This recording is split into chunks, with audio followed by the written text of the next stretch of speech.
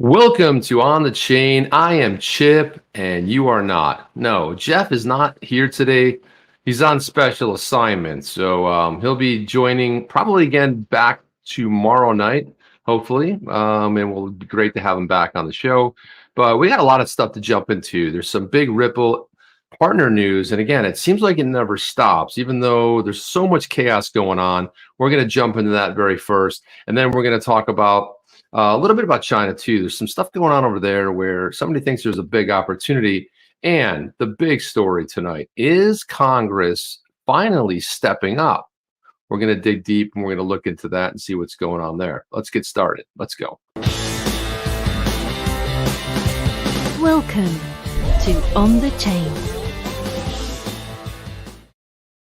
And hello, good evening, good morning, good afternoon, wherever you're coming in from. And as always, Jeff and I like to drop the city, drop the country where you're coming in from. We like to see where everybody's coming in from. I had an Aussie friend hit me up today, a little great DM conversation, and we have a lot of Aussie fans. So that's always pretty cool. And guys, welcome. Did I say welcome yet? Oh, I think I did. Okay, so let's jump into some really cool stuff. Again, there's so much good stuff happening. It's like, well, the SEC and this is happening. Man, let's get into the good stuff. Let's go and enjoy some of this stuff. So the first thing I want to do is I want to talk about this story here.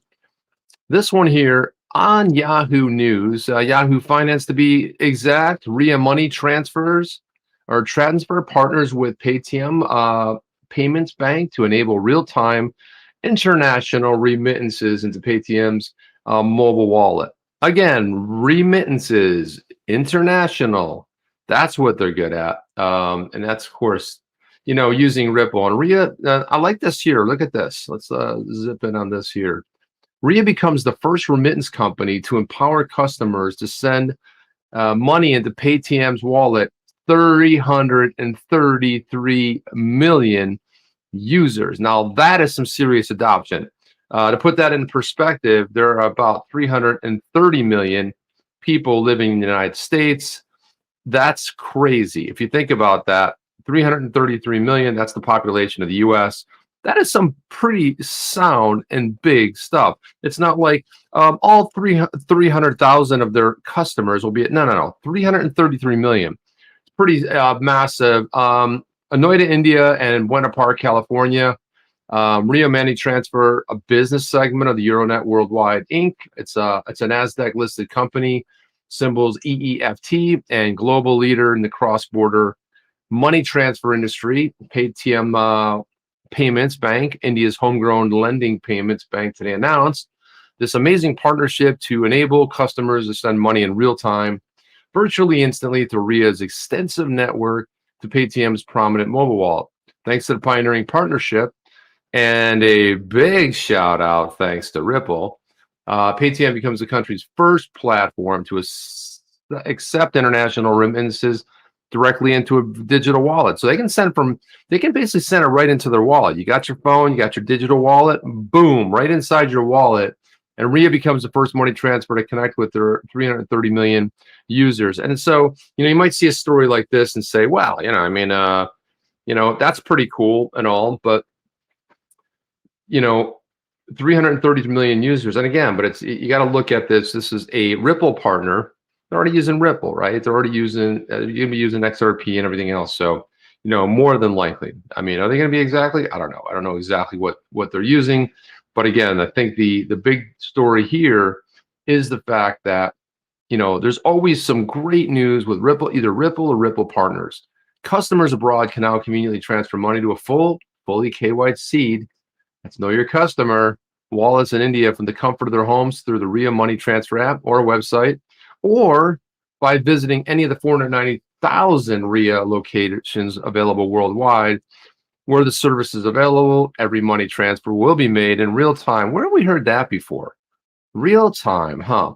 In real time, we think about it. Well, what is real time? Real time's like that. But 3 to 4 seconds, 5 seconds, 1, 2, 3, 4, 5. It's pretty damn real time to me and good enough for me. And it says it also offers advantageous security features such as account validation, name matching, which ensures customers enjoy a safe, convenient user experience. And as we consider the importance of remittances to families in India, RIA continually sought out new ways to get money where it matters. Considering the needs of our customers and leveraging the technology already in their hands, RIA is proud to offer them the greater digital access and convenience by being first in India to offer direct payments to the popular Paytm wallet. And it's pretty amazing. I mean, and you got to imagine that's about roughly about maybe a quarter of India's population. Pretty fantastic. So again, I always like to jump into Ripple partner news. Always something great going on with Ripple. And let's look at this one here too. This was originally featured on Ripple's website. Ripple partners with RIA Money Transfer to power instant global payments. And they talk about customers in over 155 countries, 377 locations worldwide, and 40 billion in money transfers volume per year. Well, I imagine that's probably going to increase after the story we just talked about. At RIA, we've developed the second largest money transfer network in the world, along with best-in-class compliance program, all connected by our proprietary technology. So again, I was just going to feature that. And then kind of led the beginning sort of tease off with, this whole thing about Congress. Is Congress stepping up when it comes to regulation? Are they doing something? Now, we all know that the House, Maxine Waters, in her committee, we have the token taxonomy. The token taxonomy solves it all, right? You just pass it. But we can't even, there's not even going to be a vote. First of all, as a committee, it's got to receive, the committee has to first take a vote. Then they can put it on the House floor, the House of Representatives, which is the first part of Congress. House of Representatives votes on it, it passes. Then it goes to the other part of Congress, which is the Senate.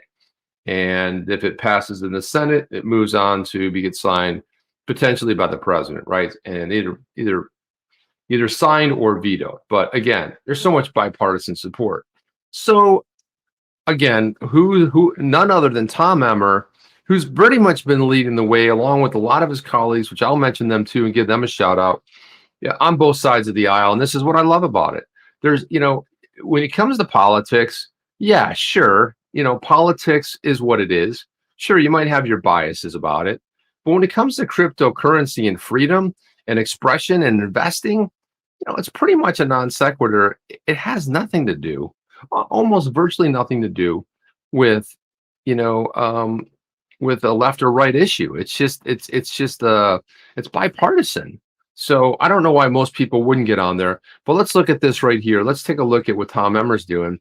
Tom Emmer says, today I sent a bipartisan letter, and reason I say bipartisan is because he's got support both sides. Letter to the Federal Reserve Chairman, Jerome Powell, highlighting the need for private sector digital asset innovation. So this is interesting. Let's kind of drill down on this a little bit. Now, it kind of caught me off guard when I saw this out on Twitter today. And so here it is. This is the letter. It was written a little bit earlier today. Dear Chair Powell, on July 14th, you appeared before the House Financial Services Committee. You provided insight on the Federal Reserve's work on developing a central bank digital currency, your concerns about stablecoin regulation, and your view that a CBDC would undermine the need for decentralized digital assets. In light of these comments, we'd like to know if you or how you and the Federal Reserve Board of Governors intend to support domestic innovation and widespread adoption of decentralized digital assets. To that end, we'd like answers to the following questions. Now, if you remember, two of those those Federal Reserve Board of not the Board of Governors, but the lesser ones, they resigned because people were poking around and realizing that, hey, there wasn't full disclosure here, and they just bowed out, which is probably the right thing to do. So he says in the U.S., digital assets are subject to overlapping regulations from multiple regulators.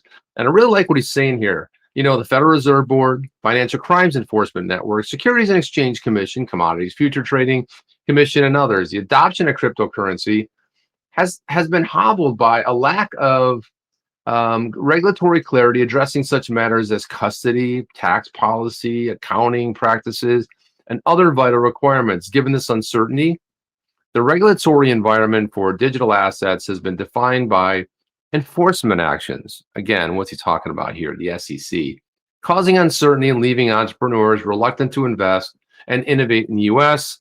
And it's also had the detrimental effect of driving high-paying tech jobs out of our country.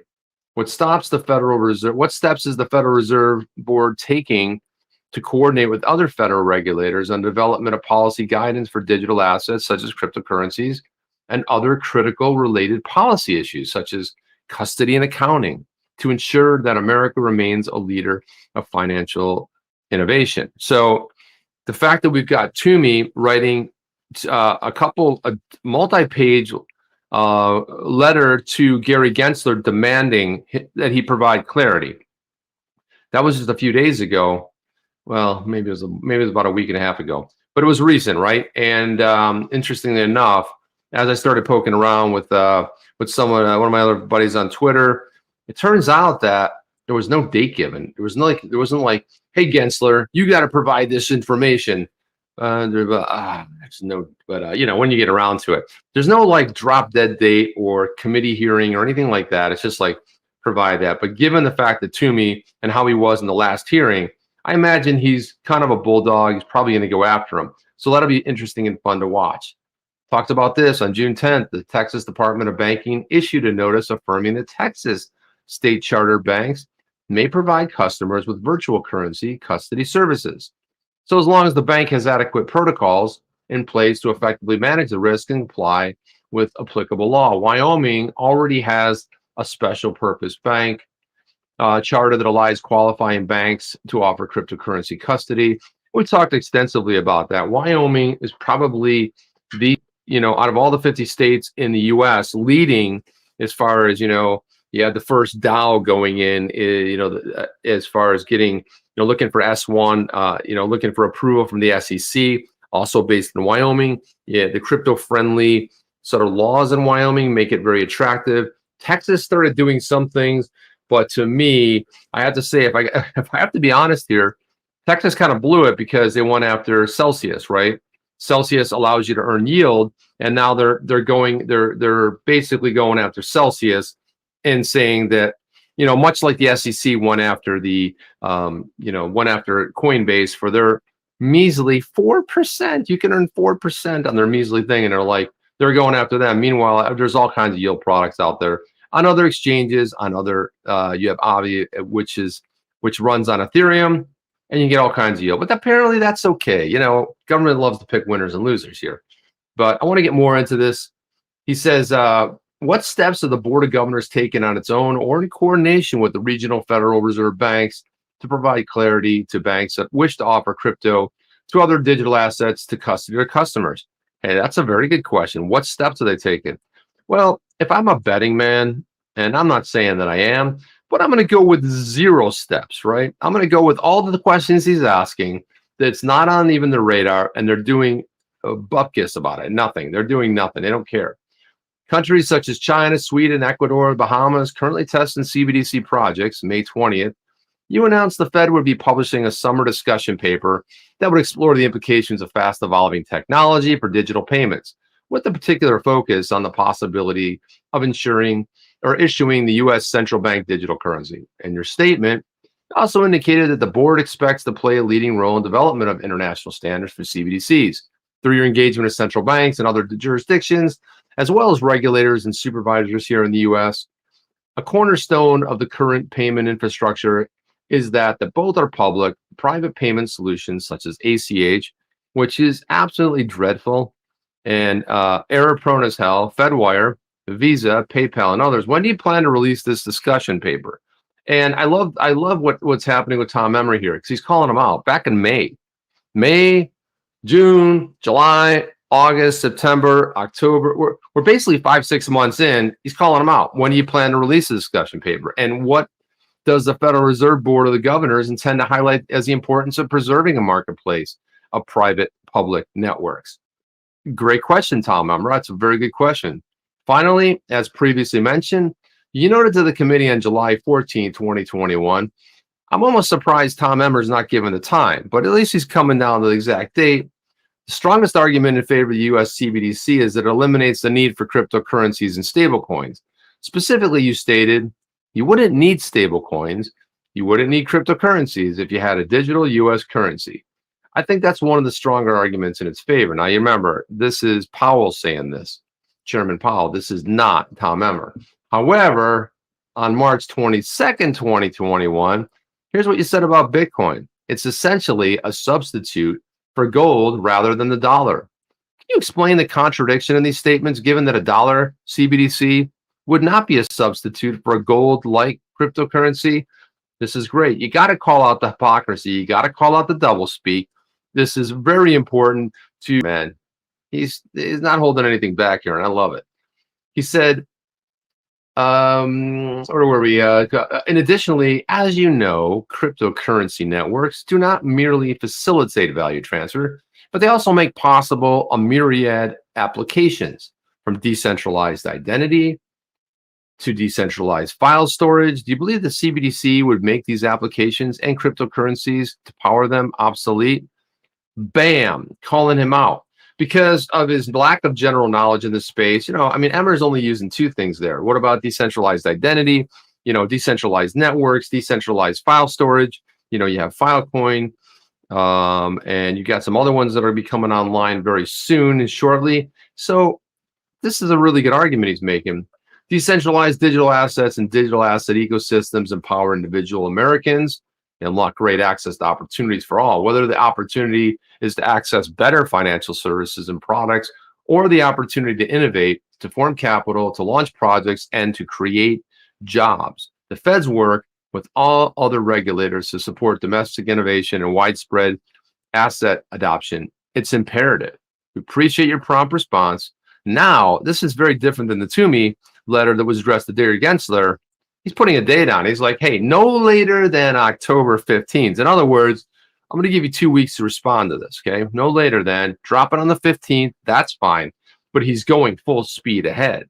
And this is what I like about Tom Emmer and getting this over to Jerome Powell, the chairman of the Federal Reserve. And, we talk about central banks here all the time. We talk about, the whole idea of the central bank, of centralization, of picking winners and losers. And let's not forget that in most countries, I don't want to say every, but in most countries, there's actually, I think, 3 that did not have a central bank, 3 or 4. Don't crush me if I don't know the exact number, guys. But what I will say is that it's a very small number, probably can count them on one hand. But the rest of the countries which have the central banks, remember that they're privatized. It's a private corporation separate from the government. Whatever banknote you see, you take out a US dollar, you take a look at it. It's a note, but it belongs to the Federal Reserve. It doesn't belong to the US government. And again, we always talk about the fact that it's a system built upon debt. Now I want to hit some of the comments here. Saw some, while I'm reading, I saw some here, but here's one that's important. Khud says India has the best food. As soon as I get XRP hooked up, I'm going to have some delivered via drone. It's a good idea because I have to tell you, I love Indian food. And I love it so much. And I love the hot, spicy stuff. But you know who doesn't like it? Turns out my body's not so keen on it, right? It's like, well, man, what are you doing to me, man? It's like, I know you like the food. It's fantastic, but it does have its thing. Look at Congress is completely incompetent. Yeah, they really are. I mean, they really kind of show how incompetent they are. I'm just a bill, and I'm sitting on Capitol Hill. Well, then that's a little song. That's the Schoolhouse Rock or whatever they used to have. Say those little ditties. So that's pretty good. Let's see, what else do we have here? Saw a bunch of Jeff is at the pub drinking Guinness. No doubt he's at the pub drinking Guinness. There's no doubt. By the way, I went to a party this weekend. It was a house party. Completely took the house, set it up like an Irish pub, whiskey bar, Irish whiskey. Guinness, the whole 9 yards. Fantastic. And they didn't have pints. They had like 2-pint glasses. They were like massive. It's like a massive handle, which I like. I got a giant hand. It's like a massive handle. And it was like these giant cups. And I was like, this is a manly cup, man. I could swish Guinness around this all the time. It's just fantastic. And Mr. B's in here. What's going on, Mr. B? When are we getting you on the show, man? Come on in here, Mr. B. Mr. B has an open invitation. We'd love to have him on the show. And I know he's shy and busy and stuff like that, which I understand, but we still love to get you on the show, man. Let's see what else we have. The Constitution is the only way forward. Good one, Doug. Toomey's wasting his time. It's Congress's job to provide clarity. It's all a show. Toomey, do your job. Yeah, I know, but you got to hit him on all. You got to hit him on all sides, right? It really is. But the problem is that you got the House of Representatives, which is basically run by the Democratic Party, and you got the Senate, which is now has the majority. Well, potentially, if you have a tiebreaker or whatever, but most bills require, a certain level of votes. It depends on who votes on them, but it is a show. It is a show, but I listen. At least we're seeing some movement, and we're seeing some bubbling up. Where before, look, a year ago, hey, there was Tom Emmer was out there, some other people out there, but I also wanted to display this too because I think this is important. Here's the signatures on here. Holy cow. Let's get that in perspective. So you got Tom Emmer, you got Darren Soto. Darren Soto is just north. He's up in the Orlando area, and he's a Democrat. You got Frank Lucas, you got Ted Budd, Eric Swalwell, Glenn Thompson, and Ro Khanna. So you have some bipartisan support on that bill right there, which is fantastic. And I think that really, quite honestly, is the way forward. So you got to have bipartisan support. And who doesn't want to advance crypto? I mean, what if somebody could just go in there and give a little speech and say, guys, this is 1995, 1996, the internet's breaking. How did that go? Well, and you let the innovation run. You didn't over-regulate it, overtax it, crush it. No, hands off. Something you got a groundswell happening here. Let's let this run. Let's see what happens. Now, yeah, a later Congress came in and started taxing. It used to be you bought anything off the internet, no taxes. But then slowly the taxes creeped in there. And then, even a couple of years ago, then all of a sudden you get something from Amazon. And then now, for me, Florida's got to tax it. But again, the level of Florida tax is at way lower, mostly because it's a red state and taxation. We don't have a state tax. And that's mostly due to tourism, but we don't have state tax. Now, the state tax up in New York and certain parts of New York is like 11% on top of the federal tax, which can be as high as 34, 35%. So yeah, basically half your paycheck has gone to taxes. Then you got city tax, and you have all this other stuff. In Florida, we only have federal tax. We don't have a state tax. There's other states in the union as well that are set up, very similarly. And where was his other tweet? I thought he had another tweet. Oh, yeah. Oh, here we go. Yeah. So I want to put this one in here too. So this is Ted Budd. Ted Budd sort of like took and quoted his tweet right here. And just to show you, he said, hey, I'm glad to join Tom Emmer to make sure that the Fed does not undermine decentralized digital assets. Decentralized digital assets and digital asset ecosystems empower individual Americans and unlock great access to opportunities for all. Man, I love this statement because it's so spot on. It says a lot with a few words. Decentralized digital assets, digital asset ecosystems empower individual Americans, and unlock great access to opportunities. But this is a worldwide phenomenon. Yeah, he's talking this U.S. stuff. I know if you're from outside the country, you have a keen interest in what's happening here. But quite honestly, this is a worldwide phenomenon. This isn't something that's happening in the U.S. That's why there's a lot of eyes on it. But the rest of the world gets it. And why is that? Because they already have some clarity when it comes to regulation. And most of the places, you look at Singapore, you look at, let's say, the UK, they've already set stuff up. They already know, hey, and I really like the way the UK looks at it. I like those kind of prongs. That's the kind of prongs we need, not the Howey test prongs, but regulation. Hey, it's a currency. If it ticks that box, hey, it has value to it. Hey, it has a use case, or hey, it's a security, and it could be one or all of them. And I sort of like that thing where it's not, something. And what they're talking about, there really needs to be another.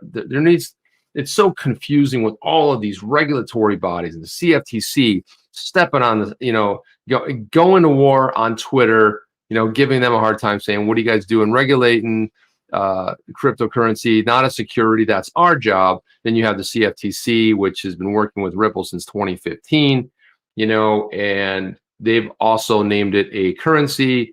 And so it's the problem is that government gets too big, gets too out of hand, too many people. As they say, too many cooks in the kitchen spoils the broth. And we got some pretty spoiled broth right here.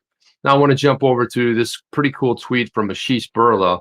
And TechCrunch is one of my favorite places to go to. And by the way, I was featured twice in TechCrunch for a startup that I had with some other fellows.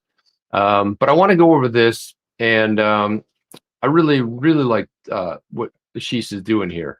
But as you guys know, Ashish Burla, he is the general manager of RippleNet. But let's look at this tweet here, and let's kind of take a look at the article here. So there he is right there. There's Ashish Burla. He says, can crypto disintermediate traditional fiat FX companies to take over the $130 trillion cross-border payments industry? Well, it all comes down to crypto liquidity. And good news, that's trending positively. I break down the data for TechCrunch here. So this is something too that I want to get into. Crypto Eddie put out a really great tweet about, we talked a little bit about this last night in the last video. And one of the things she talked about was the strengths of the Bitcoin, setting Bitcoin on Twitter, and one of the greatest weaknesses. And one of the greatest weaknesses happens to be liquidity, right? This is something that I don't care who's out there, but this on-demand liquidity is what makes a lot of this possible. So let's take a look at this article. Did I not pull it up? Let's see here. Let's go. Where is it? Thought I pulled it up, but apparently not. Let's pull it up here, guys. Holy cow, man. How many times do I have to click on this puppy? There we go. Okay, so this is Ashish Burla. Crypto liquidity is ready to eat cross-border payments lunch. And let me make it a little bit bigger here for you guys. Look at that. Ripple, ripple, ripple. Very subtle. The ripples in the water, huh? Every day we see another traditional, and by the way, this is something that Ashish penned. And it says, every day we see another traditional financial institution scrambling to figure out crypto strategy. And it's clear why. Crypto is past the tipping point of mainstream consciousness, and use cases like cross-border payments are firmly outside the sandbox. And basically what he's breaking down there, this isn't like, and again, sometimes I wonder who these pieces are written for. What he's saying is, it's not like a pipe dream, like, hey, in the future, man, like 2025, we're going to be able to do this. He's saying, no, this isn't sandbox. Sandbox is your sort of, you're a kid, you play in the sandbox. That's where you put it before you end up going. It's often commonly referred to as a staging environment, a sandbox environment. That's where you work everything out before you put you put code in production. Once you put it in production, that itself, then it could still be in beta, but that sandbox is key for messing around with stuff. Sometimes it's not real world stuff. And one of the great things about what's happening with the Songbird token that Flare put out there is having a canary net, which very much is like a sandbox environment. The difference is that it's real world value versus, made up value and fake coins and credit cards and all that kind of stuff, which is why they put it to the test. You release it. It's not the product, but you start banging around there. You're trying to find the loopholes. You're trying to find security holes, security leaks, whatever it may be. You go in there, you start bouncing around because there's value. There might be some hackers that come in. So jumping back in here, he goes on to say that cross-border payments are one of the earliest crypto use cases for obvious reasons. Quantitatively, public blockchains and their native cryptocurrencies are global by nature and built to be secure, censorship resistant, blockchain, decentralization, cheap to transact with, depending on the token. He's writing this like depending on the token. Yeah, well, let's suppose it's XRP, right? Possibly most importantly, can settle transactions instantly, 24/7, 365 days a year. However, it's taken a few years for crypto to make a significant dent in this $130 trillion a year industry.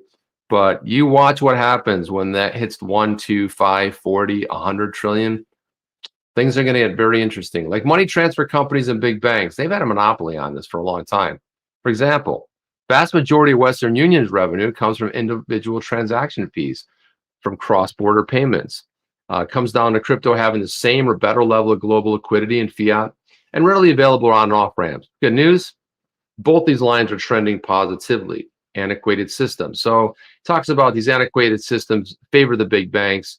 there's two distinct steps in this antiquated correspondent banking system, and they're as we're painfully aware, transactions slow, error prone, costly, mega inefficient. While there are larger payment flows in corridors such as US to Mexico, there's still a cost to consumers. And if you move into the G20 currencies, it's anybody's guess that when you move your money, you'll find one country to the next, and you will be paying anywhere from 5 to 10%. So in this article, he's kind of highlighting exactly. Hey, wait, hang on a second. I'm getting a message. Jeff, is that you? Boom, there's Jeff. What's up? What is going on? What's up, buddy? Good for you to join, man. Happening. I was talking to him. I thought I was going to talk to him. Back and being for a little while. You can pop in for a little while? Yeah. All right, well, there you go. People coming by here in a little bit. All right, well, it's good. Pop in. To 9. Yeah, so we'll come back to this. But anyway, I was going over this Ashish Birla penned article in TechCrunch where he kind of gets into cross-border payments, kind of lays it out for the tech kids. You know, the tech kids may not know too much about the cross-border payment space, and he lays it out in a way that's like, hey, yeah, you depending on your token, and you know, it's written in a very like sort of global manner, if you will. But what do you want to talk about, Jeff? Let's see. What should we talk about today? I mean, let's throw something. I'm sure you covered a lot of great things. There were so many topics. I didn't cover anything great, but pretty important. No, I did. I'll tell you what I got to. So I talked about the Tom Emmer. We went through that. The Tom Emmer penned to Jerome Powell, just hammering him on some stuff. And unlike the Toomey letter that was written to Gensler, it didn't have a date, like a get back to me by date, right? This one had a date. He's like, 2 weeks, dude. You got 2 weeks. Get back to me, okay? 2 weeks. And we don't need the Federal Reserve, you know, crushing us. Basically, most of everything above the Ashish Birla tweet in the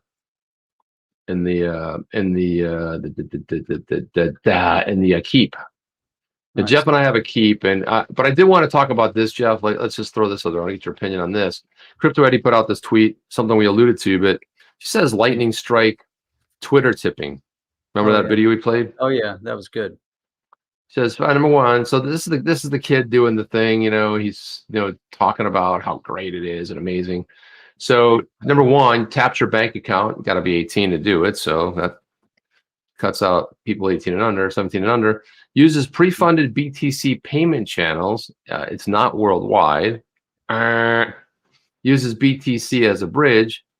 Now, XRP and XRP Ledger been doing this for years on RippleNet. Most innovative, copycat version, but didn't solve the pre-funding. Boom. Interesting. What do you think about that? That's the major clincher right there. Is the pre-funding component. Yeah, so, if you don't have the pre-funding, man, what are you going to do? I mean, let's be honest, right? I mean, this is the thing we talked about with we're talking about other cross borders. There was another Ripple's customers, one of their partners, and they are transferring payments into 333 million Indian wallets. So that's a huge deal, man. And super cheap and everything else. So yeah. So anyhow, I guess I gotta run. That was a quick one, Jeff. Thank you. You're like, I gotta go a little bit, and you're here for 36 seconds. So that's 36 seconds. Well, I'm glad I was able to tune in, say what's up to everybody. Chip's holding down the fort, doing an amazing job. Look at that. Johnny X says, Joe. What is up? And then look at this. Hang on a second. Darcy, I can smell the Guinness off you, Jeff. You were drinking Guinness, yes or no? No Guinness today. No. Come on, liar. No, liar. I have a few bottles of wine. Anything good? Yeah. Yep. I do have a few good things. All right, man. Well, go enjoy your tomorrow friends. Night we have a big night, and we're looking forward to our guests tomorrow night. Yeah, we got a big night tomorrow. We got a cool guest on here. And guys, Thursday night, Jeff and I hit our 200th podcast episode. We've done way more videos, but our 200th podcast episode. So that'll be awesome too.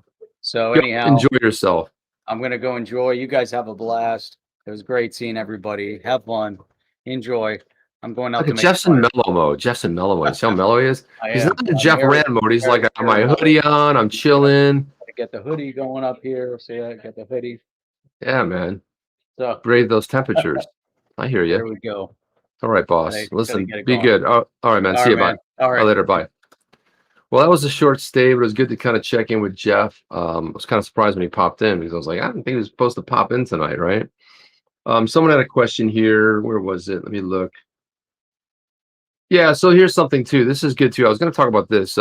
Patrick Patterson said, Zum Wallet has changed everything, guys. Look into it. Allows you to set trust lines straight to developers. And also too, in this new app update with for both Android and for iOS, the other thing they have is they've lowered the minimum to open up a wallet. It used to be 20, now it's 5, and for a trust line, it used to be 5 XRP, and now it's down to 2. So I'm really just impressed with the work that Lisa Wynn's team's doing over there. They're doing some fantastic work. I'm really enjoying the Zum app. I'm also liking the Bfrost app as well, which I find to be another solid. So 2 really, really good wallets back to back. So that's kind of cool. Okay, so another one from Patterson. Hey, Chip and Jeff, should do a video on the Zum wallet. All the airdrops, 23 time month, including Songbird. Yeah, I'll tell you what, it's probably not a bad idea. We used to do a little bit more drill down stuff, but quite honestly, we have another channel that we kind of been neglecting. We used to put up shorter videos, 8 to 12 minutes, somewhere in that neighborhood. But bandwidth, Jeff and I got real busy with our, normal gigs, during the day and stuff. And we do this, during the week, 6 days a week. Jeff does, or 5 days. Jeff does the 6th day. So it's gotten kind of difficult for us, but we kind of miss doing those videos. I used to love doing them, but you have to spend a lot of time researching. And Jeff and I will research all day, put all of our stories into a shared keep. We put it into a Google Keep, and then that way we can kind of go through it and hit stories, and we sometimes put commentary in there, and that's where we sort of and of course we're texting back and forth all day too, or if we see a cool story. But that's what goes on the entire day. So there's the amount of research that goes into it makes it difficult. But I will say this, Patrick Patterson, that there are people out there that do it really well. And if you look for those videos, that's their forte, the drill down video showing you every step and click on this and do that. Even though I'm a nuts and bolts guy, I don't enjoy doing those videos. I find them cumbersome myself. I more enjoy talking, bloviating, talking about stuff, being with you guys. I mean, that's pretty cool. So Who Let the Bulls Out says pre-funding equals Swift equals dead. Can't say I disagree with that. That's pretty much spot on right there. And then we have yeah, look at this. So the Lightning Network is the most BS thing ever. It's pre-funded, needs both the sender and receiver online, has a limited number of channels being used at one time. And because of that, it also could be technically, in this case, potentially a security. I mean, because part of it is it's peer-to-peer, right? So it doesn't always necessarily go through one. It goes through several channels, or it potentially could. So that's interesting, right? You got multiple people touching something in a transaction. So just saying, potentially. But the other thing about it is, they talk about it's instant, and I got it, and it's great. Yeah, it was been pre-funded. Again, Crypto already pointed out beautifully and illustrated beautifully. Yep, check, you got that. Check, check. What you're missing is the liquidity. And this is what they're always going to miss, right? This is probably one of the things that's probably going to have an issue. Now look at this. I love this. Thank you for this. Very easy hydroponics, Alan. Hey, 200 people watching, only 82 likes. Come on, guys. Come on, guys. They're here spending their hard-earned time, making hardly any money to give you guys free information and some respect, please. I always appreciate you guys, being stand-up and stuff. But look, it's just kind of the way it is, and everyone's not going to hit the thing. The bigger thing for us is I think we're throttled right now. Could be some of the topics that we talk about, Jeff and I. Could be some of the things that we address on the show. But we're down to like less than 100 subscribers in the last 30 days. I can't remember a time when we grew slower than that, except for even when I first started my channel, which is our other channel, and then it used to be Jeff's old channel. We put it together and created on the chain. One of the things about that is like, I don't even think that was growing as slow. And it was just me. It was me just like being an idiot. A lot of times I was just using my phone, doing these silly videos, which you probably should do more of because they were a little bit more fun and hip and very short too, maybe 2-3 minutes. They weren't that long. And I was just running and gunning it. It wasn't looking at anything, just sort of off the top. And surely you get almost to the end of it and I would screw up and it would be funny. And really those videos that Jeff and I do, I really should make a blooper reel because the blooper reel would be fantastic. because you usually screw up in the very beginning of the video, which I would do quite often. Just miss it, say the wrong thing, start the video over 15 times. And then sometimes you get right to the last one, you get tongue-tied or something stupid happens. And I don't know, weird enough, it's better doing it live. So yeah, that's a lot of what it is. So anyway, let's jump into some other stories we got queued up here. There's a bunch. I'm going to close a bunch of tabs here because just Chrome is like a memory hog. And I want to jump into this, two things. So one of Jeff's tweets right here and one of David Schwartz's tweets, and kind of back to back. And I want to look at this and I want to get your thoughts on this because here we go. And again, so Janet Yellen, we got this guy named John Told here. He said, Janet Yellen just said that unrealized capital gains is income. Let that sink in. Unrealized gains is income. So, you know, what does that mean? It means, let's suppose you, you put $100 into a project and it goes up to $400. Well, you got unrealized gains of $300 right there. Guess what? That's income. And you're not really. I mean, it's only when it's realized. When it's realized is when you remove it or you take it out as fiat. But these politicians are absolutely out of their mind. They're power hungry. They're craziness. They're nuttiness. They're dictators. They're all just about a little bit nuts, right? And so David Schwartz chimes in here, which is why we're going to look at this. He says, "I agree. If you go from being neither better off nor worse off than someone with $50,000 to being neither better off nor worse off than someone with $500,000, you really gain $450,000. People make some very dumb decisions because they don't realize this." Yeah, but what he's talking about is a little bit different than, okay, so you made, let's suppose that's true. Suppose, you got realized gains of 450,000. Yeah, you got a gain, but is it income? Is this really income? I would say no, it's not income. And it can go up because you know what happens? Look at Bitcoin. Bitcoin was riding high at 64,500, and then it shot right back down to 29,000. So what happens? You take losses on that? We also take losses, or is that not part of the equation, right? It's like, okay, so we like the whole idea of the unrealized income, even though it's not until you actually move it somewhere. But suppose it goes the other way. Suppose something else happens with it, and it just drops. Are we going to take losses too? I mean, it's ridiculous. It's up, okay, gains. It's down. This is a ridiculous way to look at almost anything. And we don't do it in the stock market. Until you sell the stock is when that gain is realized. So to me, this is an absolutely just hole-ridden argument that is just shows the lack, and I would say really the ignorance of Janet Yellen. Patty XRP, another excellent YouTuber who really does a great job with Mickey be breaking down the Flare stuff. Do you think it should be taxed then? Pretty good, solid question. David Schwartz says, no, I don't, at least not in general. My mind is open about taxing some narrower situations. Okay. Now, if you could be any vaguer than that, no, don't tax it. Well, not in general, but actually my mind's open to taxing it, some narrower. The narrowest one I'm available to tax is none of it. That's how narrow I want to go. I want to go smaller than a hair off of my head. That's what I'm thinking, right? And then I wanted to jump over to Jeff's tweet here, who answered Schwartz. No, I don't. Not in general. My mind's open about taxing. Then Jeff chimes in here. This makes no sense. Why would anyone support unrealized gains? This is the quickest way to deconstructing a successful economy. Well said, Jeff. He's spot on here. If you want to race to the bottom, you got one. If you want to move people out of a country, you just figured out one. Because when you try to crush people, they will find a way out, because human instinct and human innovation will find a way through an object, over an object, beyond an object, blow the object up, but do not try to insult our intelligence with this kind of stuff, because we're not going to put up with it. You want to know why, guys? It's very simple.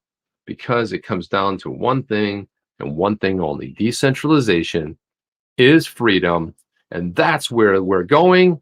And that's why the politicians are scared senseless.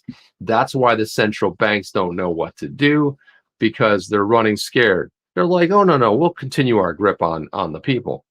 If you have looked around the world and kind of checked into some of the news stories, we're not having it. We're not having it one bit at all. But don't want to get struck on a rant there. But I did want to just say that, these centralized almost anything centralized, you're picking winners, you're picking losers, and it's not going to end well, which is pretty much how it goes. It doesn't end well. You know who it doesn't end well for? Us. Yeah, it doesn't end well, right? Because if you're one of the 1%ers or the half the percenters or whatever it may be, and if you're lucky enough to be in that school of people that just may be, in that lucky group, well, you're always looking over your back because someone is ready to take your place. You see how that works? So let's jump back into this right here. I want to jump in this. So these kind of stories, I kind of make me laugh, right? We've heard about all the big banks, and here's a story about Morgan Stanley.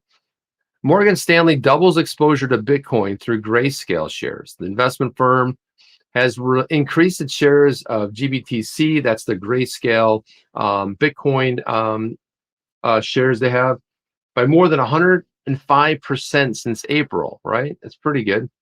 U.S. investment bank Morgan Stanley doubled its shares of Grayscale. According to a report from the U.S. Securities and Exchange Commission, filed on September 27th, Morgan Stanley Europe Opportunity Fund, which invests in established and emerging companies through Europe, they own 58,116 shares of the Grayscale Bitcoin Trust, or GBDC, as of July 31st. At the time of publication, the price of GBDC was $34, making the investment's bank exposure to Bitcoin roughly around $2 million. It's not huge, but again, you can see that they're getting into it, and it's much easier to invest potentially in what Grayscale has, these trusts that they have. They used to have an XRP trust, but of course, when the lawsuit hit, they sold off all the XRP. Anyway, previous filings show that Morgan Stanley increased its shares more than 105%. It reported in June that the investment bank held 28,298, roughly 1.3 million at the time. So you probably expect this trend to continue where they're going to increase it. And again, this is probably a really good outlet for them versus buying Bitcoin direct and getting involved in one of these trusts. And I think I welcome it. I think it's a good thing. But it's just they've been so down on crypto in the past. And here's a bank, one of the big ones, right? One of the top 5. That's kind of like, they're like, well, we're not buying Bitcoin exactly directly, but we are investing in Grayscale.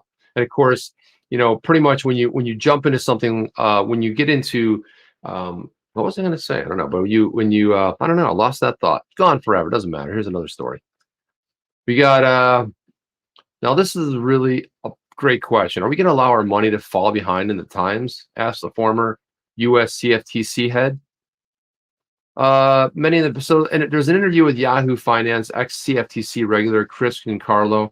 Now, if you remember Chris Giancarlo, he was the one that authored that paper of why Ripple is not. And maybe we'll go through it another time, but it's a beautifully well done paper about why XRP is not a security. So he's now the co-founder of the Digital Dollar Project. He said that the sudden productivity boom that the post-lockdown era ushered in could be stabilized through digital currencies, thus putting the economy on a path to a far more sustainable growth. Crypto could also prove to be the key to creating a fully decentralized or fully networked digital economy. Functions globally, according to Giancarlo, believes China the first to do this by adopting the CBDC, the digital yuan. All transactions in their economy, whether it's security transactions, future transactions, commercial lending, commercial payments, retail payments, will be fully networked with their digital currency, almost as the software operating system for a digital economy. This will benefit China, extracting huge amounts of percentage points out of the cost and latency of its economy, pushing its hyperdrive into terms of speed and efficiency. Yeah, while that's true, it's also ushering in, a more control over its citizens. By suppose your social score comes up with a couple ticks on it, and it's like, well, I guess we're gonna limit your exposure, right? This is what we're seeing globally, and it's done in other means. I gotta be careful how I position this, but I think you know what I'm talking about.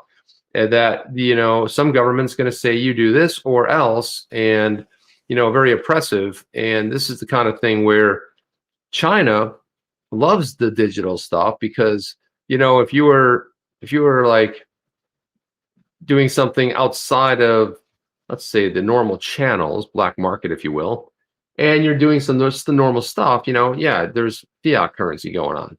There is bartering going on. There's, this has value, that has value. When you start eliminating that opportunity, I mean, you really come down to bartering only, which may be a little bit more difficult than fiat stuff, which is traded in exchange, as they say, and may not always pay taxes. But digital stuff, man, they can shut you off like that. Boom, you got a bad social score, you're done. You're done. Nothing works anymore. All the money you had in a potential account or on your digital wallet, gone. Locked down, you're done. You're pretty much done. He said, calling these unwarranted costs a burden on the economy. The cost of transactions cost Americans 5% or 6% the year of the gross or GDP. We are going to allow our money as well to fall behind the times when the rest of the world is moving rapidly forward and creating digitalized tokens. So he believes that the U.S. is in a space race when it comes to virtual currencies, but he wasn't sure if the adoption of CBDC in the near term would be best course of action. Again, I'm not, it talks a little bit about Powell and the Fed and blah, blah, blah. And it talks, here he is right here. If they censor the transaction, if one government comes in and says, well, we're going to disallow it, as China is doing, then they're going to be able to disallow certain transactions. If governments start using digital money as a political plaything, they'll destroy any value in it. And now this is really the really good point, and really why CBDCs are not what everybody thinks they're cracked up to be. They're just not. They're not that great. And they're, they want us to sort of believe they're blockchain. They're not blockchain. They're not cryptocurrency. It's a digital version. Well, guess what? I rarely ever use cash. I rarely ever use banknotes. And if I do, it doesn't stay on my wall long. My kid takes it, so that's how it works. And it's like, so yeah, you always wish you had something because, it's like, hey, I got a digital whatever, I got a phone, I got crypto. It's like, sorry, man, that doesn't work here. I take cash only. But the whole digital dollar is kind of a joke because what are they going to do? If they can print as much as they want now and not stop, how many are they going to mint? I believe he says here, it goes on to say that I believe the emergence is very big. It's a multi-generational change in the nature of finance and the nature of money.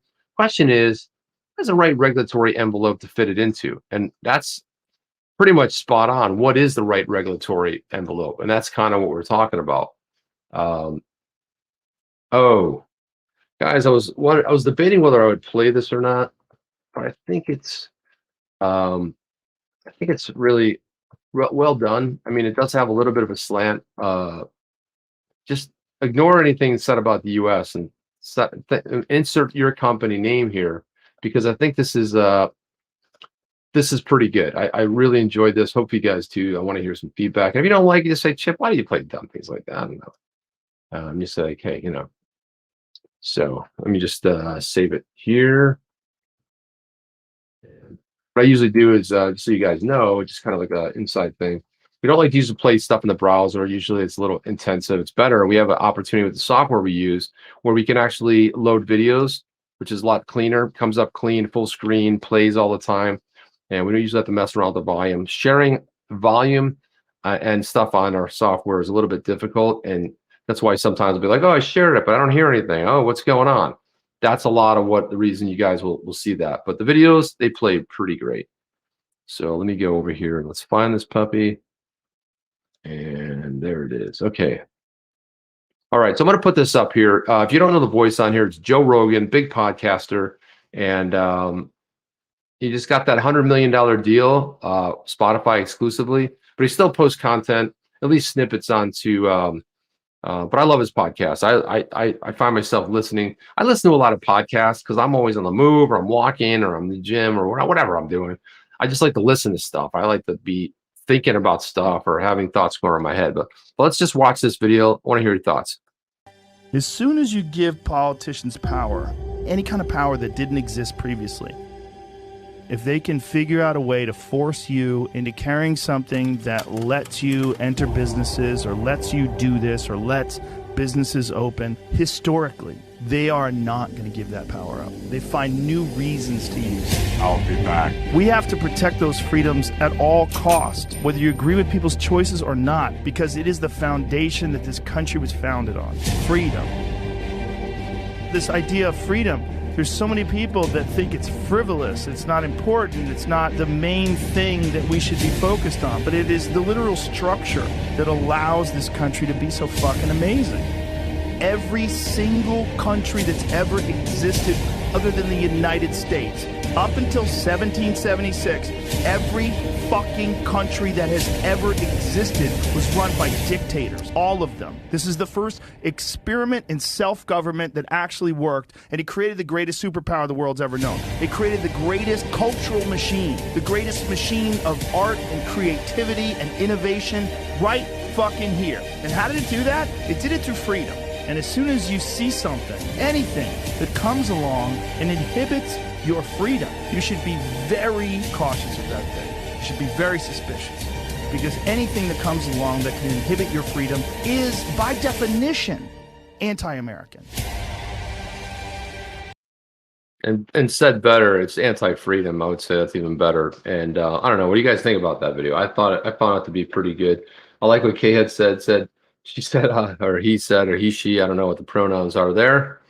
I'll tell you what my favorite pronouns are. People ask me what's your pronouns. I say F and you. That's my two pronouns. But Chip, why do you play stuff like that? I just want to say that anyways. So very good. Well done. Yeah, I didn't have any feedback from you guys. Anyway, but you guys, I found it to be a very powerful video and very poignant. And it was nice the way they spliced together his words, sort of put together in a nice format there. I wanted to talk about this one last thing here. We're getting pretty close to the time here, but I want to look at this right here. This another Peruvian or another stablecoins launch. Check this out. This is a Peruvian stablecoin. Check this out. This one is, look at this. Peruvian stablecoin launches on Stellar blockchain. ANCAP expects two more launches, Stellar-based stablecoins for Chile and Colombia later this year. And obviously my wife's from Chile and I been to the country. I was an exchange student when I was 15, turned 16 in Peru. And so I've got a great love of Peru and Chile, and they fight about who invented Pisco. So I got into an argument this weekend with the Peruvian who is telling me up and down. I'm like, well, look, I drink Chilean Pisco and I drink Peruvian Pisco. I like them both the same, but to be honest with you, I like Chilean ones. I don't know. It's just maybe it's my wife. I don't know. But you know, they fight over who invented it. Anyway, long story. I don't know if you guys know Pisco, but it's a great thing. A lot of people make Pisco sours out of it. I drink it straight. I find it to be fantastic. It's made from grapes. It's clear. It has a beautiful flavor to it. And obviously, depending on the kind you get, but it's really good. Really enjoy it. So there's that. And I wanted to say thank you, Alex D. Alex D vlogs, pump, you gotta pump it up, XRP. Go Chip. Yeah, go Alex D. Guys, go give him a follow right now. He's really one of the best things on YouTube. I mean, go follow him. Alex D, driving in his car, giving you the lowdown. And his signature sign off is by far the best in the YouTube landscape, whatever. It's the best out there. Thank you for that, Alex D. Always appreciate your support, man. Yeah, peg to Peru's official fiat currency, the Peruvian sol. This is the new stablecoin designed to enable instant transactions across ANCAP's network, including conversions to other fiat currencies as well. You know, it's powered by Stellar, so it's going to have some of the properties of some of them, I should say. Then, according to the announcement, Sol is already being available for purchase for several digital wallets, as well as exchange for foreign currencies such as the Argentine peso, the Brazilian real, and the US dollar and the euro. So this is good, man. It's great to see this, I guess, you know. But again, I'm not big on CBDCs. I wonder what the motivation behind the governments is. You kind of know where that puppy's going. And it can always be interesting. So there you go right there. Darcy says, I'm going to rewind and watch it again. Yeah, okay, good. Mr. Grimm says, great video. was it scary bullet points of Stockholm syndrome and what's happening now. Yeah, well said, Matt. I like the video you played. Spot on. People need to get more ballsy. Stand up for what they believe in. Freedom is not free until you make it free. Yeah, and one of the things that, Ronald Reagan said, he said, yeah, freedom is a generation away from being lost forever. And now we kind of see what we're in right now. So always fight for it, no matter what. Keep the system running. Yeah. So anyway, guys, tomorrow we'll be back. Got a special guest coming in here. Jeff will be back. I'm pretty sure Jeff is going to be back tomorrow night. And then Thursday night, we have, guys, be here with our celebration. We have 200 podcast episodes. If you guys don't know, you can find On the Chain. If you guys want to take us with us, you don't have to watch us on YouTube. You can watch us. You can listen to us, whether you're in commute, your car, just outside walking around on your phone. But all the main podcast places, Spotify, Google Podcast, Apple Podcast, Stitcher, all the favorites. We're out there on almost all of them. You can check out On the Chain. So go subscribe to us and follow us there. And sometimes you may just be out walking. You want to listen to it. You missed an episode. And you don't need to really watch us, but you can listen to us. It functions as a podcast. So tomorrow night is our 200th episode. So super excited about that. We started the podcast on January 1st. So you can see where we are in the year. We're up to 200 shows, and that'll be on Thursday night. So that's all I got for you guys tonight.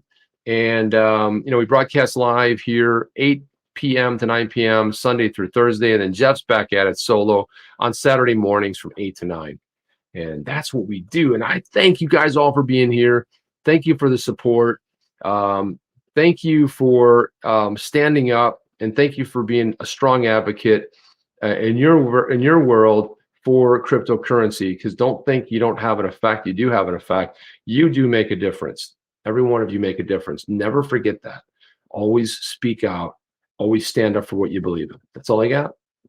And I'll see you guys on the next one. Chip is out. See you guys. Bye. Are you down with OTC? Please like, subscribe, and click the bell to be notified when the next video drops.